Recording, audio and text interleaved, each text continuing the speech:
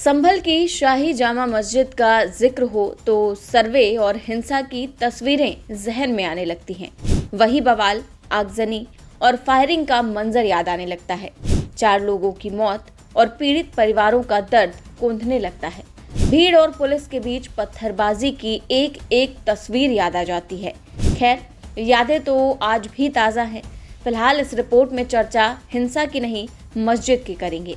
दरअसल मार्च से रमजान का पाक महीना शुरू होने वाला है, इसीलिए शाही जामा मस्जिद के अंदर रंगाई पुताई का काम होना है, जिसके लिए अब मस्जिद कमेटी को इजाजत लेनी पड़ रही है। हालांकि इससे पहले ऐसा कभी नहीं हुआ कि किसी धार्मिक स्थल की सजावट के लिए किसी से परमिशन लेनी पड़े, लेकिन संभल में हिंसा से हालात इस कदर बिगड़े कि शाही जामा मस्जिद कमेटी के अध्यक्ष जफर अली ने रमजान से पहले भारतीय पुरातत्व विभाग को पत्र लिख दिया, जिसमें उन्होंने कमेटी की तरफ से रमजान के मौके पर शाही जामा मस्जिद की रंगाई पुताई, साफ सफाई और सजावट की इजाजत मांगी है। ऐसा उन्होंने इसलिए किया ताकि संभल में अमन चैन बरकरार रहे।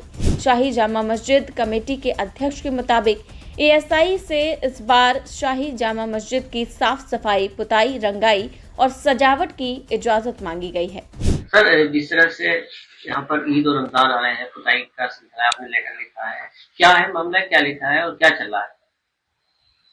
देखिए, एएसआई से हमने इस बार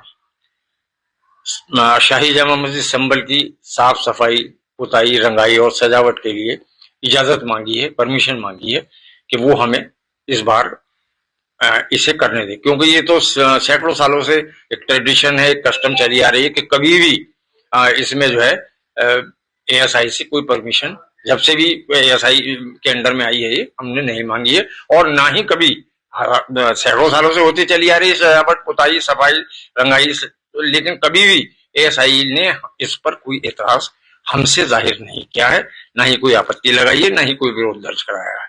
लेकिन इस बार भी हम सिर्फ शहर में शांति और अमन बरकरार रहे, इस वजह से हमने परमिशन लेना बहुत ज्यादा मुनासिब समझा।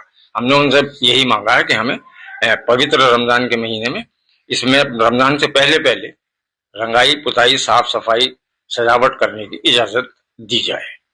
इससे पहले कोई एएसआई ने केस दर्ज किया था ग्रिल को लगाने के लिए? इससे पहले एक केस दर्ज हुआ है 2018 में, और वो इसको लेकर नहीं था, बल्कि वो एक ये था कि एक ग्रिल लगी हुई पाई गई, जो पता नहीं कब की लगी हुई है, स्टील की लगी हुई है, और वो लोगों की सुविधा के लिए लगवाई होगी कमेटी ने, पहली कमेटी ने।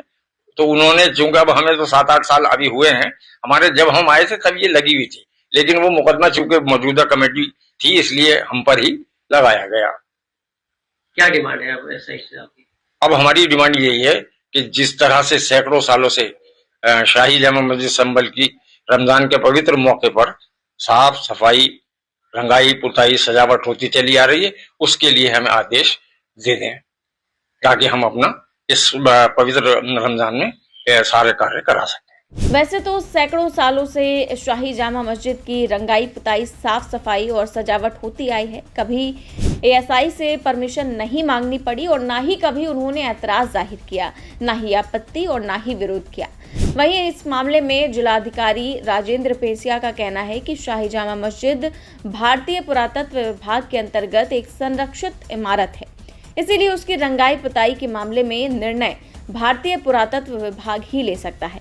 ये वर्तमान में माननीय न्यायालय के का विषय है और एएसआई की प्रॉपर्टी है, तो उन्होंने जो एएसआई को पत्र लिखा है उस पर एएसआई निर्णय ले, लेकिन उससे पहले हमने कहा है कि जब तक एएसआई की परमिशन नहीं आएगी तब तक किसी भी प्रकार से किसी को इससे छेड़छाड़ करने का कोई अधिकार नहीं होना चाहिए। और हमने भी उनका जो पत्र आया उसे एएसआई को मूल रूप से भेज दिया है कि एएसआई इस पर निर्णय ले।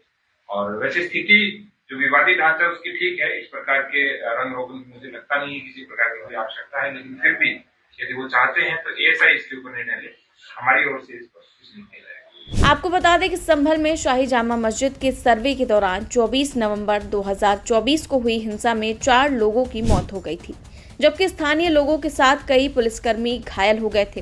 इस हिंसा के बाद से पुलिस लगातार एक्शन मोड में है, एक एक कर दंगाइयों को पकड़ा जा रहा है। कुछ दिन पहले ही पुलिस कोर्ट में 124 से अधिक आरोपियों के खिलाफ चार्जशीट भी दाखिल कर चुकी है। फिलहाल अब देखना ये है कि शाही जामा मस्जिद की कमेटी को एएसआई की तरफ से क्या जवाब मिलता है।